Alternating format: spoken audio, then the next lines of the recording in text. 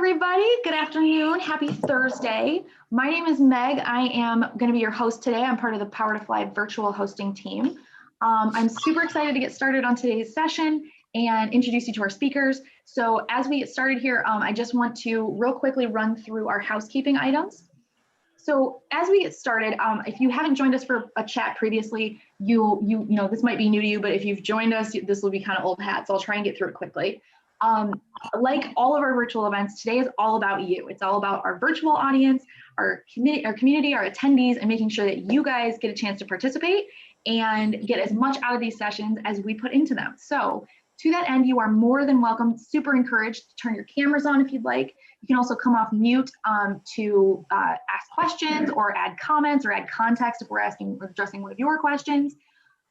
Just as a heads up, you will show up on the live recording of this session if you come off mute. That'll be, you know, it'll either show your camera if you have that on, or your avatar, your display name, whatever. But if you don't want to come on camera, but you still want to participate, not a problem. You are still highly encouraged to do so. And the way you can do that is by putting your questions or comments into the Zoom group chat. So when you do that, like I said, you're more than welcome to participate there. I'll be monitoring that during today's session and you know, kind of flagging or raising questions or comments to our speakers as they come up. I do want to flag for a second that if you do want to, you know, remain completely anonymous, that is not a problem. You can just make sure that you, like, if you want to ask questions anonymously, I'm so sorry guys, I'm having a brain fart today. If you want to ask them anonymously, you're going to put them in the Zoom chat, but instead of sending them to everyone, you're going to use that little drop down menu and send them to me. You can find my name on the list, Meg-Power2Fly. And I will make sure that your questions are raised, but you are kept anonymous.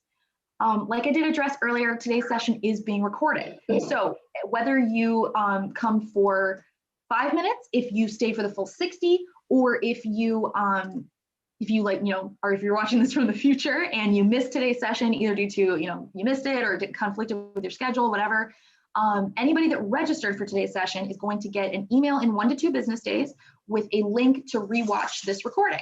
So if anybody from Waters, you know, drops some really great knowledge, something you just find awesome and fascinating, and you've got to share it right away with somebody, no problem. You can check out the live recording will be available on our YouTube channel within 5 minutes of the end of today's session at 1 p.m. Eastern.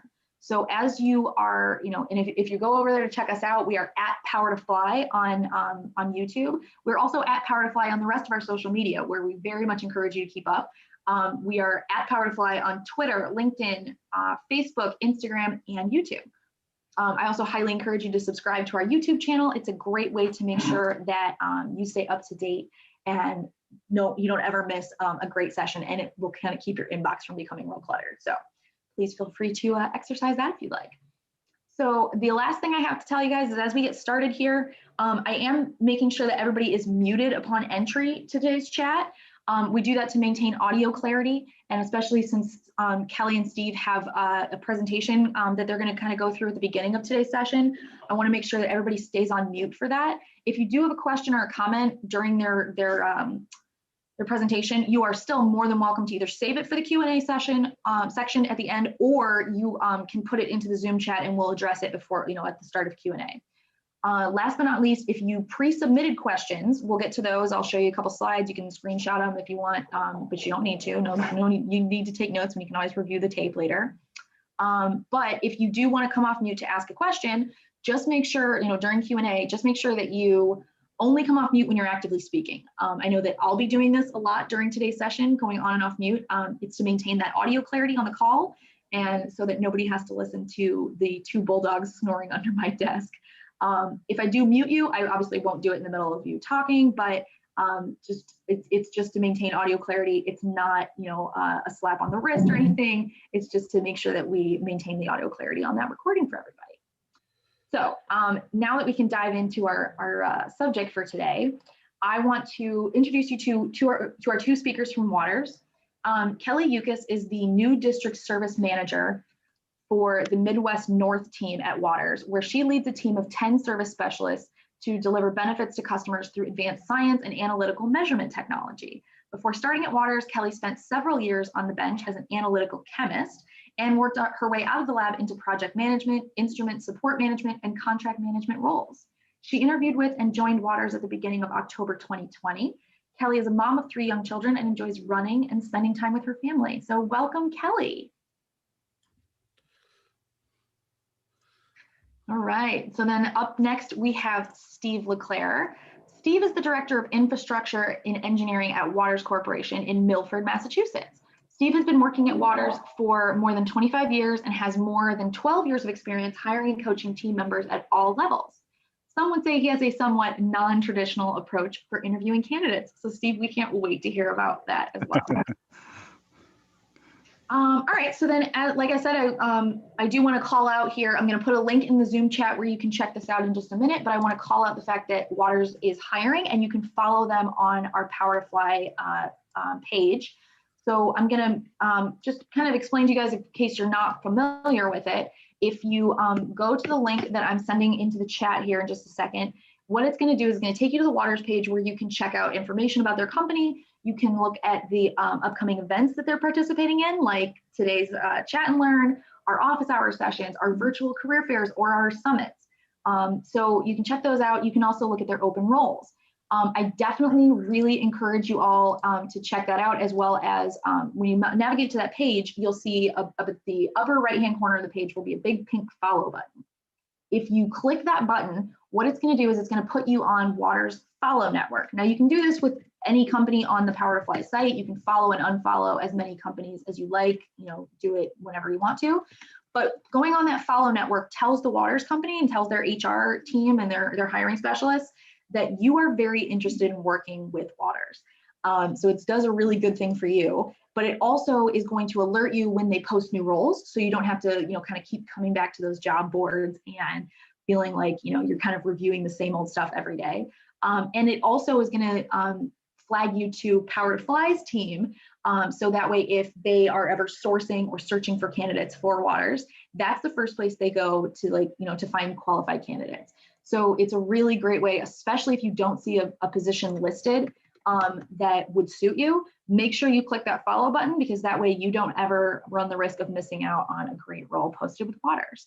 So I'm giving you guys the link to that right now.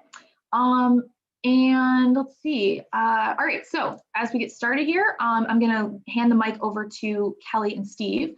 They're going to start talking about some of their tips and tricks for virtual interviewing and applying to land your next big role. So Kelly and Steve, take it away. Hey, great, thanks. Yeah, so could you go to the next slide, Meg?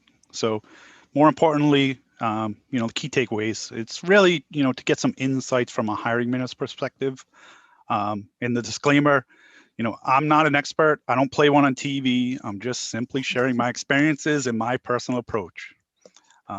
Not a public speaker, so you may hear swear words, but it should be a fun, interactive conversation. Yay! Okay, could you go to the next slide? Yeah, so I'm not sure why these flipped, but really it was, I just wanted to use this as an example to show, right? Your resume is what you present, but your interview is truly what's inside. So in this example, you see this gray rock I saw on the beach a couple of weeks ago. And really, when you go to the other side, you really see inside it's not a gray rock at all. So that's really what we're trying to do in the interview, is kind of dig in, and what you're presenting may not be actually, what we're looking for or what you're looking for as well. You got to remember, an interview is a two-part conversation. I'm interviewing you, but you're also interviewing me. All right, so these are the topics. This is the basic flow, but feel free to jump in, right? It's really about submitting your application, the review, like what happens from our side and my experience there, the recruiter phone screen. Used to be a phone screen, now it's a video screen, and then the interviews and what's next. Kelly, did you want to add anything before we jump in here? No, I think we can go to the next slide. Yeah, so we just kind of put together a few virtual interview tips based on our experience I'm new to Waters, so I recently went through the hiring process and many virtual interviews. So these are just things we put together. One thing is test your technology. before 5 minutes before your interview, right? You want to make sure you're setting the stage for success for you. And oftentimes, employers are looking for technical savvy candidates. And so they want to see you be successful, getting logged on and have no problem getting connected face to face. Create a distraction-free space, nice, well-lit, blank wall, or less distracting wall. The focus should be on you. You're going to be selling yourself per se and your skills. And so you really want yourself to be the focus. Nice, clean space, distraction-free, as I said. And be prepared just as you would in person. When I was interviewing with Waters a couple months ago, I treated it as if, I was walking through the door of the Waters building, right? So I'm dressed for success, head to toe. I'm have good questions prepared. I learned about the company before sitting down in front of the first, interviewee.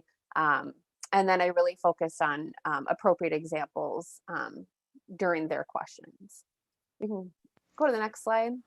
Or anything to add, Steve? Yeah. Yeah. So this is where I'm more of a non-traditional. So if you see, I kind of have a loud background, and I think it's a good way as an icebreaker to at least start the conversation.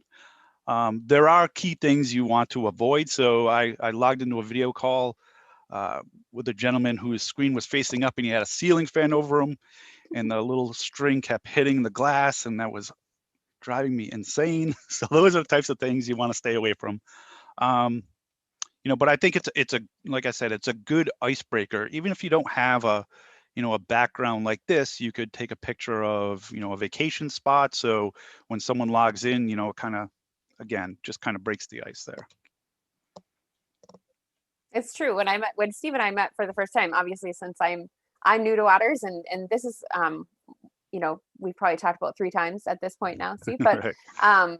It was the first thing I noticed, and it was a great icebreaker for us to get to know each other. I'm like, oh, you're in a band, that's great. I love music. I played violin years ago, and it's fun, and it's an immediate connection with each other, and it just makes it that much more fun to work together.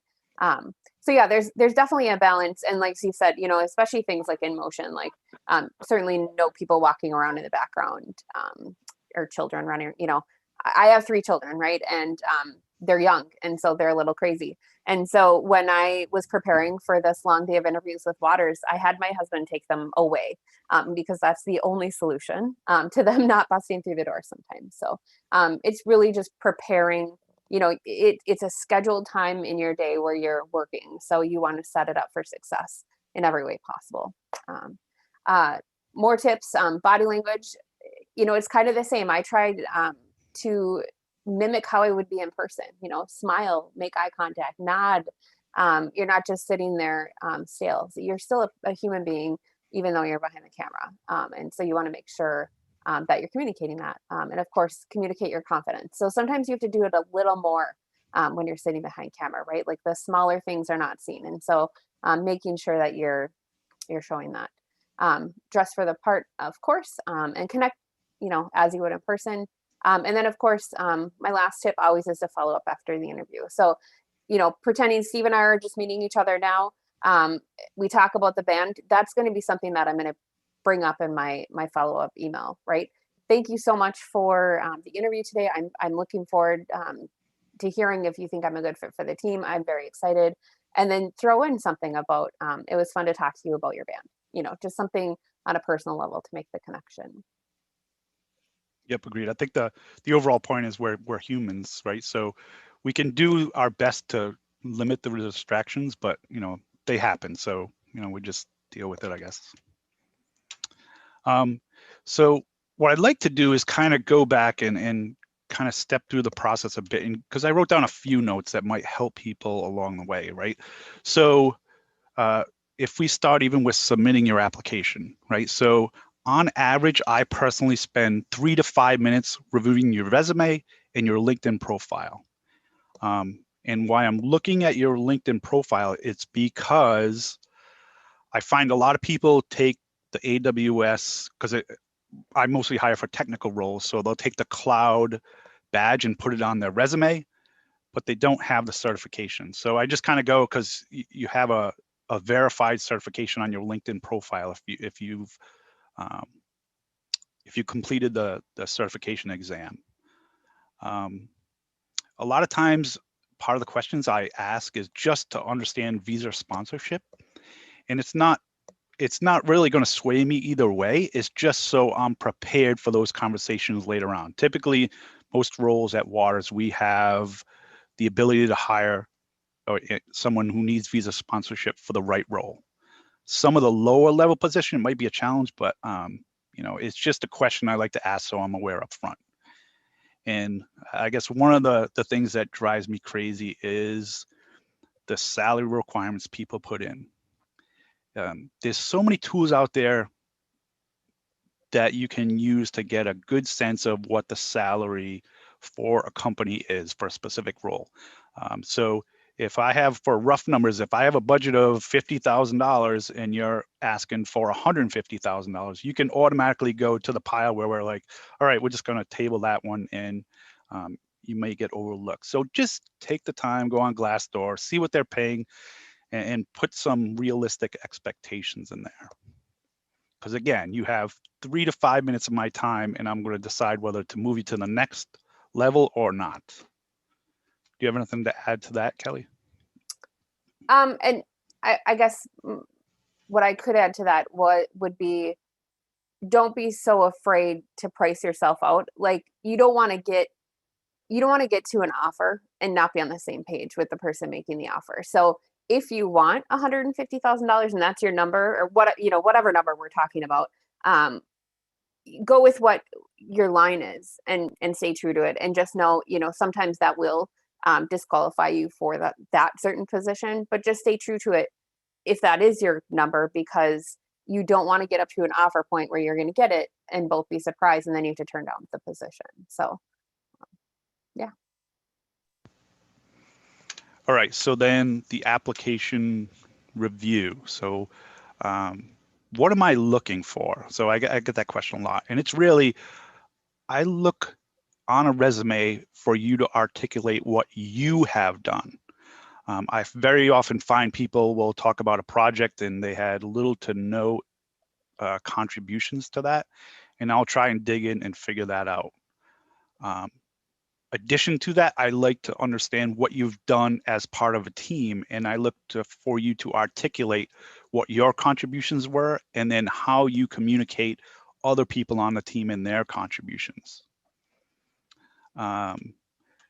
Again, from a tech background, I find a lot of people will just put in a bunch of keywords to try and get to the next level. Sometimes it works, sometimes it doesn't.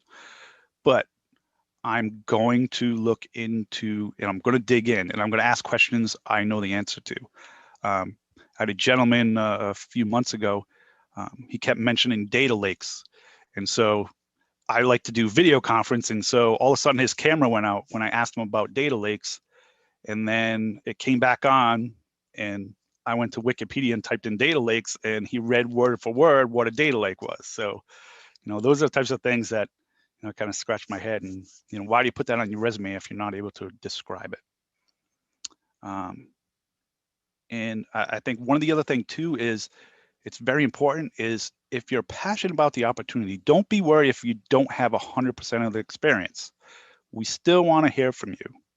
I think for me, what I look for, again, I'm sort of a non-traditional hiring manager, is I'm looking for someone who has more, I'm really trying to dig in and find their potential rather than the qualifications. Yes, I'm not going to hire you for a cloud role if you don't have any experience in the cloud, but if I see that potential and your cloud experience is in, say, Google versus Azure, I still may hire you, because again, you can learn technology, you can't learn to be passionate and driven. Yeah, I'm going to echo that as well. I also hire for technical positions. And when I'm interviewing a candidate to join our team, I'm certainly looking at somebody who has the ability to troubleshoot, right? So maybe they haven't worked on troubleshooting the exact issue I'm looking for. And that's fine. Like, if I ask the question, give me an example of, an issue when you ran into high pressure, how did you work your way through that? It's fine if they don't have that. They could say, you know what, I haven't dealt with that issue, but here's a similar one. And here's how I worked my way through that. And then show me the thought process of how you work your way back to the fix or the solution. That's what we're looking for. That knowledge of working through it, not necessarily that specific problem, if that makes sense. So then we get to the phone screen with the recruiter. Now, again, this is one you shouldn't take for granted because you can fail here, right? So typically they're going to describe the role and they're really assessing your communication style. You know, they're not really digging into your programming skills, but you shouldn't be talking over them. You shouldn't be discussing other roles that they've applied for at the company. You know, I kind of scratch my head and go, I probably shouldn't even have to mention these, but these have happened. So again, sharing my experiences here. Because from that phone screen, we're going to get a baseline from that recruiter as far as what we should focus on, or if we shouldn't even have a phone screen. Anything else there, Kelly? Nope. Sounds good. Agreed. All right, so now we get into the video call with the hiring manager. So I like to go 30 minutes. A lot of people like to go longer. I want you to be on video. Again, I want to see who I'm talking to, like to read the body language, see if they're going on Wikipedia to look up terms. And then, you know, I think one of the things for me is I don't expect you to be in a suit and tie, but, you know, you shouldn't be in, you know, a tank top either. You know, it should be business professional, I would say. You know, my dog's standing right here. You know, I'm not concerned with what's in the background, although, you know, you want to minimize distractions as much as possible. I think if it's on your resume, you should be prepared to discuss it. A lot of people, I've been in interviews and they say, well, oh, that's an old resume. Yeah, that shouldn't be on there. But how did it get on there? So those are the types of things, you know, that I look for. And I ask a lot of questions I already know the answers to. So I do a lot of preparation beforehand. And I think one of the things that I do, and maybe not be the best approach, is typically when I meet someone, I give 100% trust. But then as soon as I sense, you know, there's some untruth there, then it's kind of shattered. And those are one of the things I would caution you about. If you don't know the answer to something, just say that, I don't know. And then if you move to the next round, be prepared to answer those questions on that specific topic. Another thing is do some research on the company. I can't tell you how many people I've interviewed, and I've even had people say, I'm just looking for a job. Like, but what? You know, at least understand the company, you know, mention the CEO's name, or, you know, maybe there's a new merger or a new product. It doesn't have to be in depth. You don't have to spend hours to do it. Just spend a few minutes. And then I think the other thing is having questions. So I always encourage people to understand who you're talking to and tailor questions to them. I'll have a specific set of questions, but then I also I'm hoping that you have questions for me as well. Because again, you don't want to work for someone who's a micromanager who, you know, is just trying to get themselves higher up in the company. You really want to identify a manager that's a partner with you.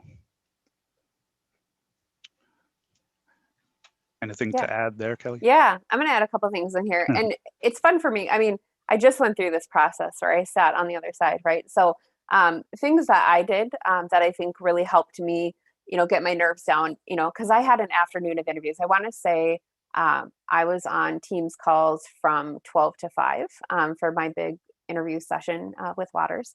And certainly the night before, if not days before, I checked everybody's LinkedIn profile out beforehand. I mean, what a great opportunity that we have that in front of us at all times, you know. And so I found, you know, places where we would maybe overlap or discussion points or things like that, things in common with other people that I was going to be sitting and interviewing with. That was a very useful tool for me. I had a lot of notes. I was very prepared, and I knew, you know, who I was talking to. And so, you know, if I was going to be talking from someone from IT, a director of IT, I knew I wasn't going to be talking about lab components, right? Then I'm going to try to focus more on what I've done in the past that was IT related. And so you're kind of you're setting kind of your outline of who you're interviewing with the topics underneath that you want to cover. That was very useful for me. I also had my resume in my hand printed out with notes, you know, on the side, because you can't fit everything in your resume. And sometimes in the moment you forget your name. So it's just good to have that out there for you. And that's what the hiring manager is looking at, right? We know they're looking at your resume. They're reading specific things from it. So if you know, kind of go through a mind blank or something like that, you can go and refer to your resume and it'll bring it back for you. So those were really good tips or things that worked for me when I was in the interview process. And then of course,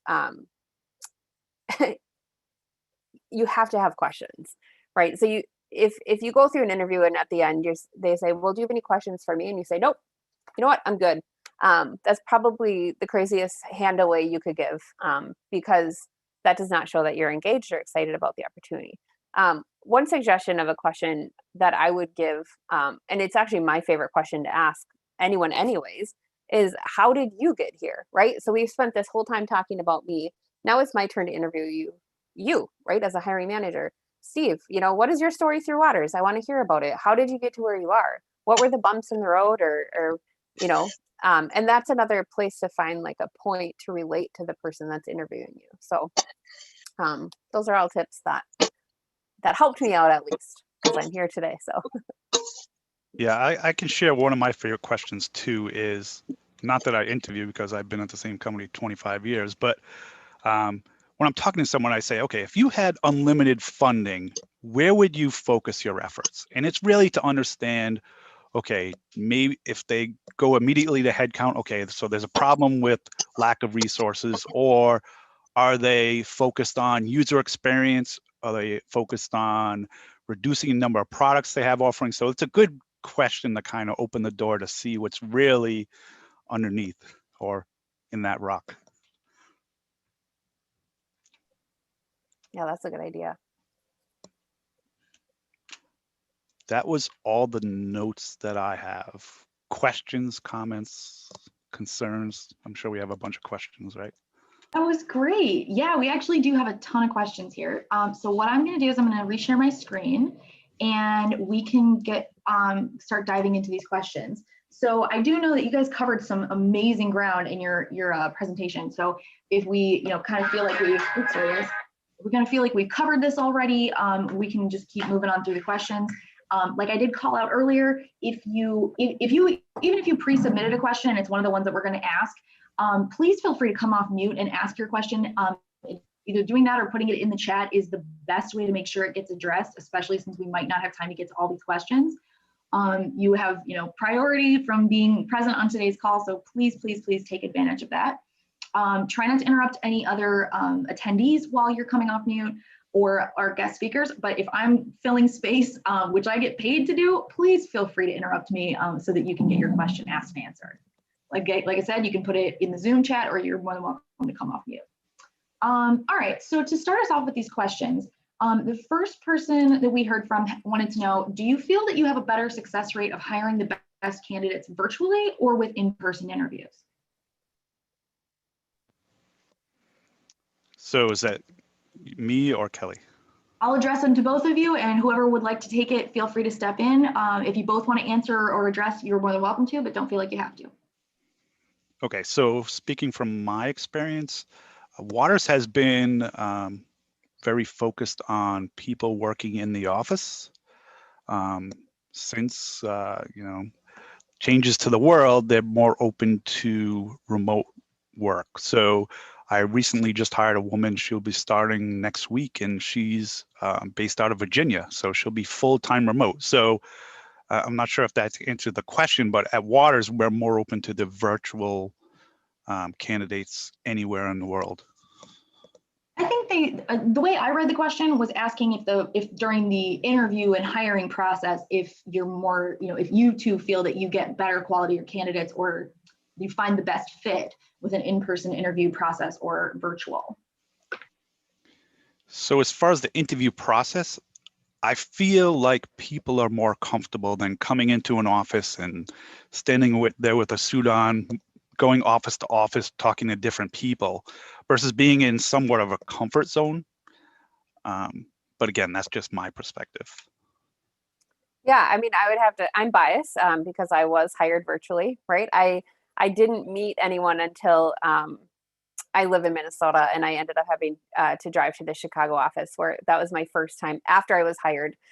2 days into my my job here at Waters was the first time I met someone. So I felt very well connected with everyone. And what's interesting about it is because of the times and the way they are right now, this is the way we work together anyways. So it didn't really change anything. It wasn't as if I was hired virtually and then day one I showed up in the office and I was working in an office. The Teams calls, that's how I know my colleagues at this point. I am very excited to get to work with them in person, don't get me wrong. But as Steve mentioned, I mean, there is something to be said about being in the comfort of your own home, or wherever you're at, your own setting, your own chair, whatever it is. That makes it a little easier to just be yourself. So, yeah. Yeah, I would agree with that. Yeah, like you said, there's kind of the different complications, and it might feel like a little different than what you're used to with the interview process. But you're right. Like there's always you don't do this every day anyway. Most people don't interview forever. So yeah, I think you're right. I think there is something definitely to be appreciated about the at-home experience.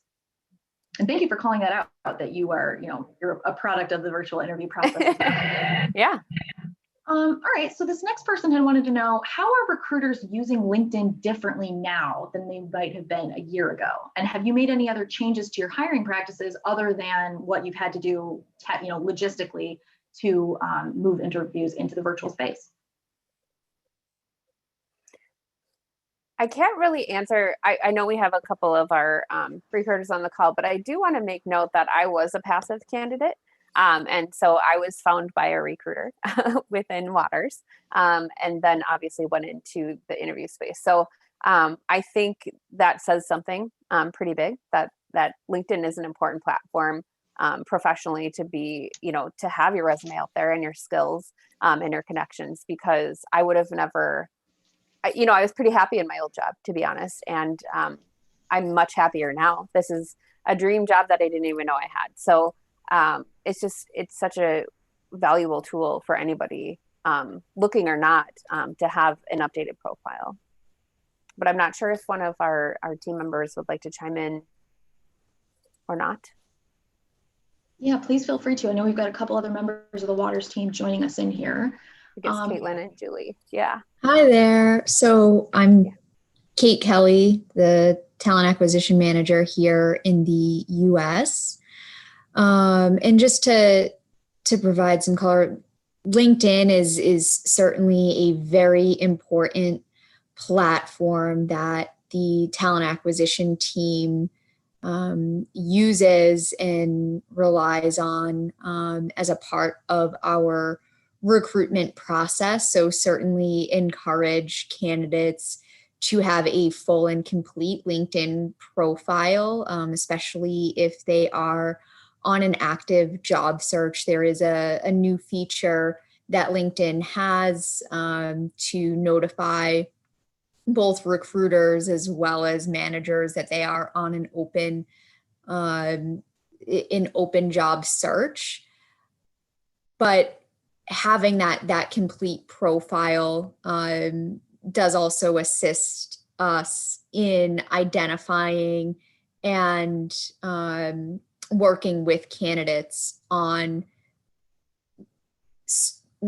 selecting the right position for that candidate, right? And making sure that we're making the right introductions in networking them with the appropriate managers and other recruiters, and helping them in the ways that we can. In terms of the way the platform has changed, or the way that we're using the platform differently, I'm not sure if that has changed in an extreme way or not. but it is certainly a big part of the process. And I'm not sure if Julie or Jeff, who I know are on the call right now, want to provide any other insight. I'd say for me, the one thing that has really changed, and this is just from LinkedIn itself changing its features, is the last year they've added this tool where you can actually schedule your phone interviews right in your messages on LinkedIn. So I think that's a relatively new feature we used to have to pay for. That was part of our licensing, but now it's free. So I can message someone in the same 5 minutes. I already have my first phone interview done with them. So it's just making the process 10 times faster, and we're getting candidates talking to the hiring manager and getting through the interview process way faster than we ever have been before, I think, from a lot of the different technology features that are changing in LinkedIn. Yeah, this is Jeff, and I'm also a recruiter for Waters. Sorry, my camera's actually not working right now, but just to echo what Julie was saying, I think that the changes are less to do with COVID and sort of the current dynamics, and maybe more about the features that LinkedIn has. With the exception of, I might be a little bit more open to different geographies than years past. More of our positions are starting to at least be open to remote. But one piece of advice that I would give you if you are on an active job search is take advantage of the open to new opportunities functionality for Waters, for LinkedIn. It's something that will give recruiters a heads up that you're looking and would be interested in having a conversation. And as recruiters search, they can filter for that. And I use that all the time to try to drill down to the candidates that are most open to having a conversation with me. And that helps me get to the bottom of the best talent that's available, that's looking, that's active, and that might be the best fit. So it can help me fill jobs faster. So if you don't have that up and I'm filtering for that, then I won't necessarily see what you're looking for, or that you're even open, and I might not see you altogether. The other thing that I would say, the two pieces that might also be helpful to know is, one, this will not show up to your employer. So if you say you work for Waters, nobody at Waters can see that you are actively looking, and it's only visible to people with a recruiter license. So you really don't run that much of a risk of exposing yourself to your employer as somebody who's open to looking. And the second thing that's useful about it is you can actually specify what locations you're willing to work in and what types of roles or skills that you have, or it's kind of a time where you can sell yourself and also be specific about what you're looking for. That's all very, very useful for recruiters. Thanks for flagging that, Jeff. It's really important to know, kind of the ins and outs of LinkedIn and how you can maybe work around, like you said, kind of flagging to your current employer that you might be looking. It's one of my favorite features about the Power to Fly pages and our candidate profiles there is if you have a profile on Power to Fly, it's not visible to any of the other Power to Fly community members. It's only visible to hiring managers. So that's a really nice factor and a really nice feature of it. Hi, Meg. Can I add to this question? Yeah, absolutely. Please. Yeah, please do. Great. Thank you. Hi, I'm Liz. My question actually, I think Steve, you may be able to answer this. You mentioned earlier that you look at a resume 3 to 5 minutes, and then you also look at the LinkedIn profile. What is it that you're looking for on the LinkedIn profile? Are you looking for consistency with the resume? Are you looking for recommendations, other things? It'd be helpful to understand. Yes. So like I mentioned previously, so I find a lot of people put the little icon that says it's certified. So I want to make sure that they have the actual certification on their LinkedIn page. I also like to look at, some of the job experience they have. Whether they've had, 10 jobs in the last 5 years, those are types of things where it might help me formulate my questions for them.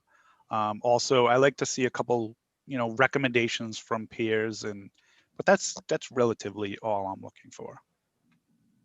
Okay, great. Thank I think you. it's a good question. I would agree that, you know, checking for consistency. Also, sometimes the way you word things might be different on LinkedIn. You may use more of the space available for LinkedIn versus a resume where you might want to be a little bit more concise. So sometimes it can give me a little bit more depth into that thought that you were trying to convey. The other thing is it can kind of sometimes give you a sense of the person's personality, you know, based on either their picture or the way that they describe themselves in the intro, certain things like that. I don't think it ever rules anybody out for the most part, as long as it's professional. But it can help me just say, oh, you know what? I think that this person would fit better. I like the way that they were describing themselves as a people first team player, or they're really collaborative, or data driven, whatever the case may be. I think some of that intro stuff can also help better inform the recruiter sort of what you're all about and what the level of fit is. Great, thank you. It's also a way for recruiters to have a first point of contact for passive candidates that may not be applicants, right? So we're reaching out to you first, where you might not know about Waters or whatever employer. So it's opportunity for a more passive outreach to you directly. So also something for you to, monitor and engage, keep looking at your LinkedIn messages, at least check in, 2 or 3 times a week and make sure that you're looking at that in those messages as frequently as you're looking at your email, because somebody may be reaching out to you that you're not aware of. Very good point, Caitlin. Thank you for calling that out. Liz, thanks so much for asking that question. That was great. I do want to call out here, so we've got about 15 minutes left in today's chat, so please make sure that you either put your questions in the Zoom chat or come off mute to ask them if you'd like. I do want to flag one question that we did have from the Zoom chat, and after this question, I'll hold some space for us to, kind of let somebody else come off mute if they'd like. So this person had asked, well, let me scroll back up to find it. There we go. So this person had asked, they kind of addressed the same question that was further listed later. What's the best way to address gaps in your professional experience?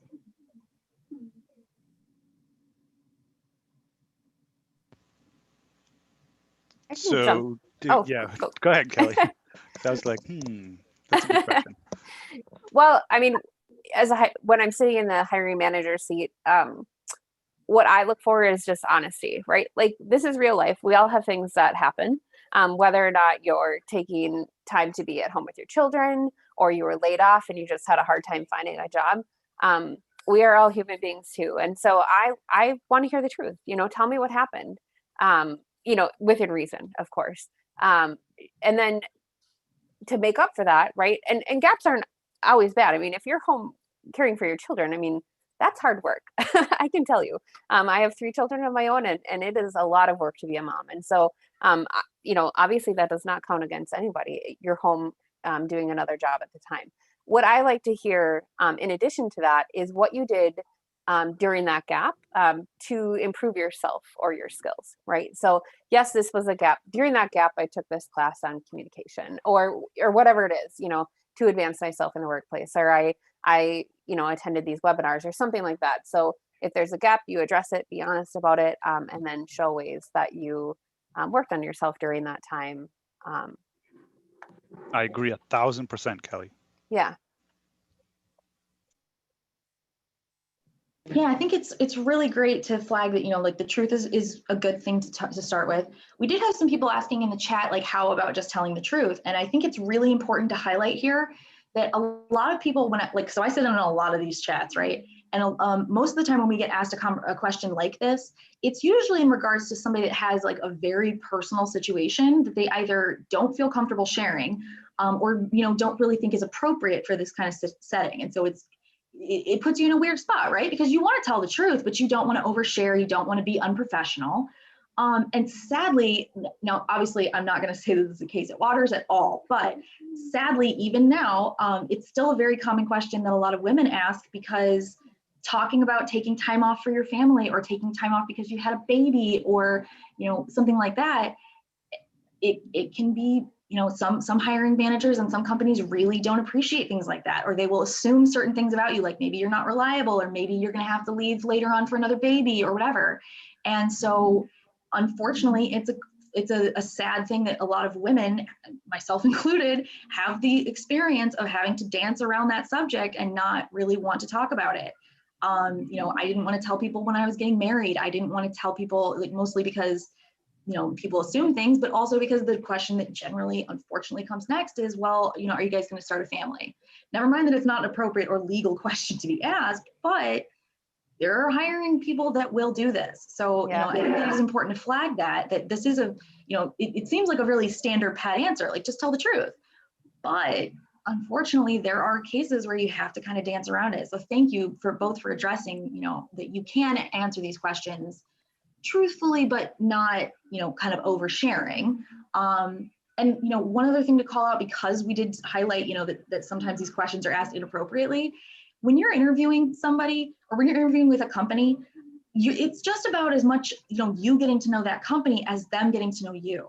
So if you ask these kinds of questions and they're not real appropriate or not comfortable or not legal, that tells you a lot about them, you know, and even the information that you do give them, the way they react to that or the way they react or answer the questions you ask can be very telling. So, you know, pay attention to that, because it's just as important for you to ask these questions and get answers from them as it is to show who you are and, you know, what you need from a company and what you can bring to the table.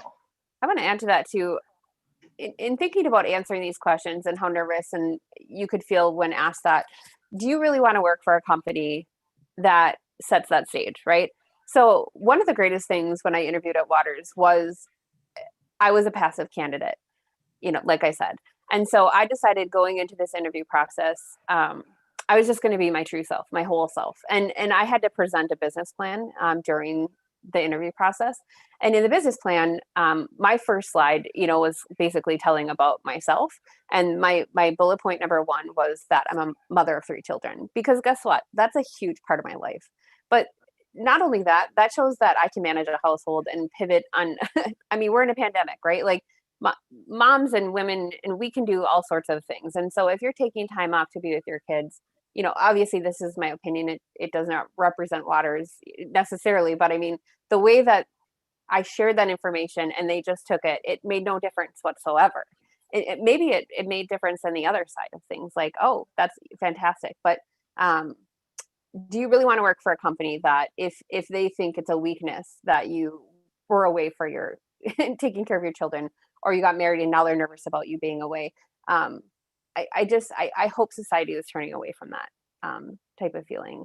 And I certainly felt it made no difference at Waters. In fact, it's such a family oriented company that I have appreciated that so much, you know, especially with the pandemic, with virtual school and all the things that are going on right now. Just the support of, hey, you might need to change your hours up a little bit because, you know, times are tough, or work on different scheduling. That's totally fine. You know, just do your job. So I just think, of course, you don't always want to share the information, but sometimes if you share it, you're going to get a feel for the reaction. And if that person is going to be your manager and you're going to be working with them for 5 years to come, you want to know how they're going to react, whether good or bad. Maybe it's not the right fit. You know what I mean? So. Yeah, for sure. Okay, so we have about 10 minutes left in today's chat. I'm going to see if we can hopefully get to 1 or 2 more of these questions. Again, I'll hold a couple of seconds here in case you have a question you'd like to ask and want to come off mute to do so, as I navigate back to one of the other questions we were asked earlier. So you guys talked a lot about, kind of preparing an interview space and treating it, like you would treat a workspace or like you would treat a job where you need to kind of, reserve that space and that setting and that time for yourself to, be professional, do your job, or, interview and present your best self.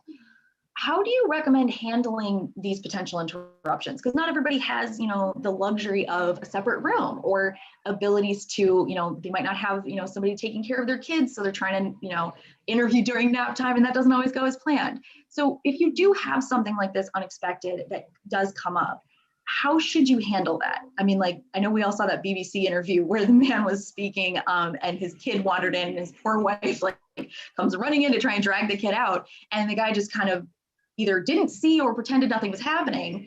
But is it better, to kind of go on with the show, or to address it and just say, I'm so sorry, let me show this person out, or let me, put the dog away so that we can talk, more clearly. And if those aren't the options you prefer, how should you, or how do you think is best to handle that? I mean, for me, I think either option is fine.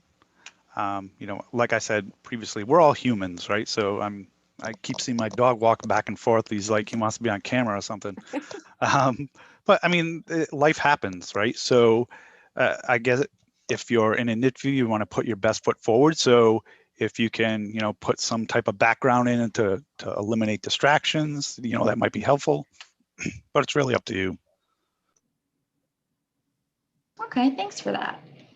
All right, so let's jump to this question here. This person wanted to know, what's the best way to handle the salary question when it seems to come too early in the interview process? Kelly, you had sort of addressed earlier the idea of, talking about it soon enough so that, you're not wasting your time, or the hiring manager isn't wasting their time if what you need to be making is not, concurrent with what they are presenting. But how can you handle this question when it seems to come up too early? I know that when I was interviewing 2-3 years ago, I had somebody that brought it up literally on the first interview call, which seemed like really early. I was kind of taken back and wasn't quite sure how to address it. Yeah, I mean, I would think the reason I think that people address it so early is they want to see if you're at least in the same playing field, in the same ballpark. And that's just why they don't want to get excited about you if you're not an option, kind of thing. And so the best way to handle it is just to answer it. I think you can say, and it'd be interesting to hear what some of our recruiters have to say about this too, but obviously you can always say, but it's negotiable. I'm looking for the right job. Money is not everything to me. I'm really looking for the best opportunity. So I think there's ways that you can talk about it. But definitely, like, if money is your number one, then you need to stand by that and just answer it, I think. But like I said, I had an interesting conversation where the person I was speaking to said, for the salary requirements, I've looked at the average pay for someone in this role at this company in this location, so we're in the ballpark. And we just kind of left it at that, because again, going back to my analogy previously, if the job pays 50,000 and they want 150, there's no way to justify that. But as long as we're in the ballpark, I mean, with the tools today, you can get a good idea of what their salary is for each role, especially at a big company like Waters. Not saying we should go there. I totally agree with both Steve and Kelly. And I think for me anyway, it's really just about setting good expectations and being upfront. I think at the very beginning helps everybody. It may be off-putting, but I think it's all coming from a place of, we want to make sure we do right by you, especially as we get closer to making a decision on whether or not we're going to move forward. If we're shooting in the dark, it could only probably lead to, a worse situation than you'd really want, because we may come back much lower than you were expecting because we're just kind of fishing here, or we might be overshooting the mark, and that's not great either for both sides. So it's really about creating a win-win and setting good, proper expectations up front. Yeah, absolutely. I do think that there's personally, I've fallen back on the, I'd like to get some more information about the role, the responsibilities, et cetera, so I have a better idea what I would expect compensation wise for this position, especially if it's super early in the game. You might even not even be to the phone process yet, and people are interviewing you, asking questions and emailing about what you want, what you expect money wise. Especially if, like you said, you try and do the research and maybe there's not a lot there. Maybe there's not, that you can find what they pay for the role in San Francisco, but not in Kansas. So, very, very important to feel like you have, you're not kind of being backed into a corner, potentially lowballing yourself, or potentially, shooting too high and potentially preemptively eliminating yourself from the running for something like this. Yeah, maybe just to borrow from that, and from what Kelly was saying, you could even go as far as to say, you know what, I really think this is the right opportunity for me. I'm really more driven by the opportunity than about money. It's really my primary. That being said, I haven't really put much thought into it. Could you tell me what your range is, or could you tell me what kind of ballpark you were thinking? You can kind of turn the tables back on the recruiter or the hiring manager that you're speaking to. Not that they're going to love you saying that or asking you that, but at least, it provides another opportunity to level set and set expectations, because again, that's what the name of the game is. We just want to be on the same page throughout the process so that we're not wasting anyone's time either way. Yeah, that's a very good point. All right. Go right ahead. I'm sorry, Kate. Sorry. I also just want to note too, that that's also a two-way street of having that conversation too early. If you're engaging with a hiring manager or recruiter, sometimes it is also a little off-putting if the first question asked by a candidate is, what's the salary range, or what's the salary for this position, prior to having a conversation about the opportunity itself or engaging a little bit more about the company. Something to just be a little bit more aware of as you're engaging in a job search. If you're truly interested in an opportunity, you should really want to hear a little bit more about the role itself prior to having those conversations. And so that question is truly a two-way street. Great point. I completely agree. And maybe just like, as if you're trying to think of, okay, when is the appropriate time? I would say the end of the first exploratory conversation or first conversation, once you've had a chance to go through that, might not be a bad time. If they're not asking for you, maybe you could bring it up and just say, hey, either this is kind of what I was thinking, or could we explore what this looks like, just to make sure that we're on the same page.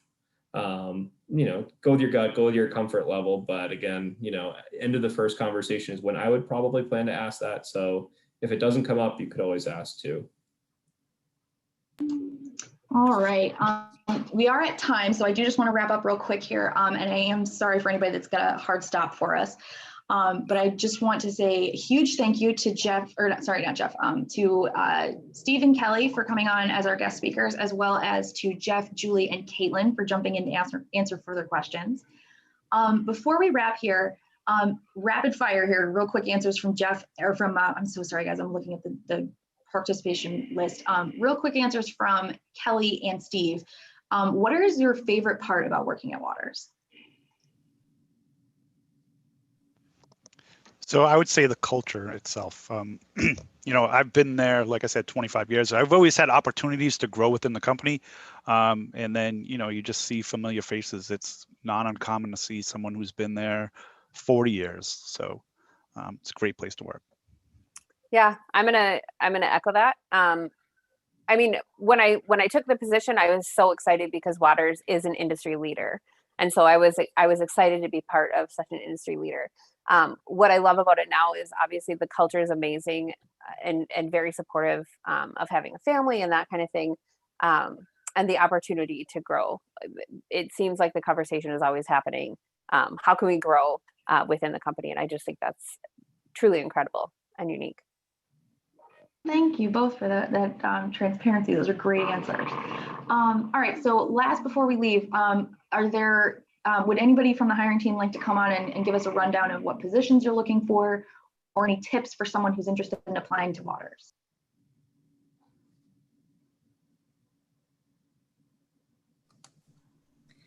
Sure. So we have positions open globally. Right now, we have over 260 open positions across all verticals. Some of them are remote, some of them are on site, depending on what that vertical is. We have a lot in sales and service, as Kelly can attest to, a lot in the technology work stream, gearing up for e-procurement and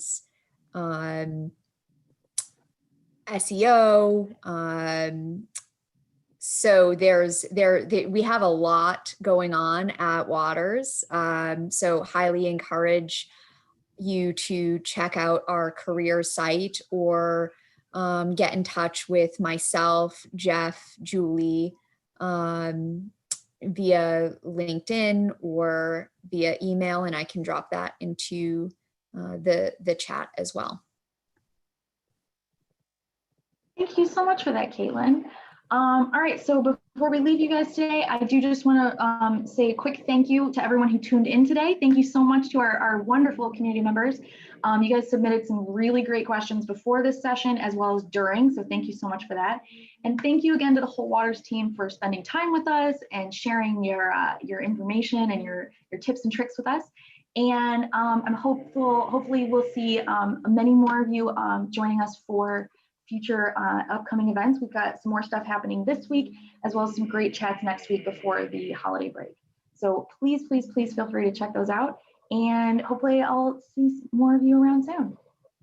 Thank you for having us. Thanks, Meg. Cheers. Thank you.